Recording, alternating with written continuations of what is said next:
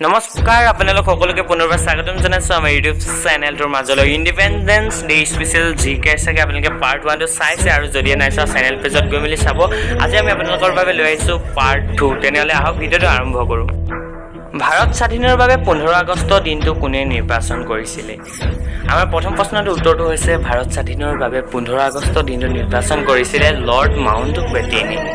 আগবাঢ়িছোঁ দ্বিতীয়টো প্ৰশ্নলৈ দ্বিতীয়টো প্ৰশ্ন আছে আমাৰ বন্দে মাতৰম গীতটোৰ ৰচক কোন বঙ্কিম চন্দ্ৰ চট্টোপাধ্যায়ে বন্দে মাতৰম গীতটো লিখিছিল এতিয়া আমি আগবাঢ়িছোঁ আমাৰ তৃতীয়টো প্ৰশ্নৰ মাজলৈ আজিৰ আমাৰ তৃতীয়টো প্ৰশ্ন হৈছে কেতিয়াৰ পৰা অফিচত মানুহৰ ঘৰত জাতীয় পতাকা উত্তোলন কৰাৰ অধিকাৰ দিয়া হয় 2004 চনত অফিচত আৰু মানুহৰ ঘৰত জাতীয় পতাকা উত্তোলন কৰাৰ অধিকাৰ দিয়া হৈছিল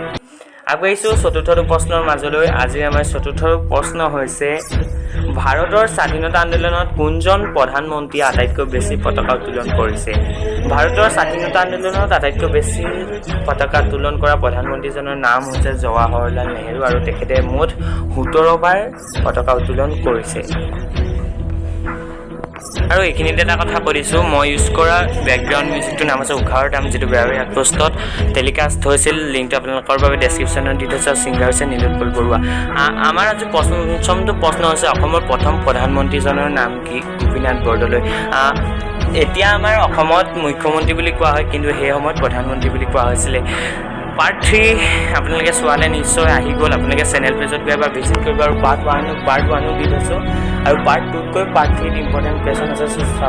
চাবলৈ নাপাহৰিব আজি ভিডিঅ'টো ইমানতে সামৰণি মাৰিছোঁ জয় আই অসম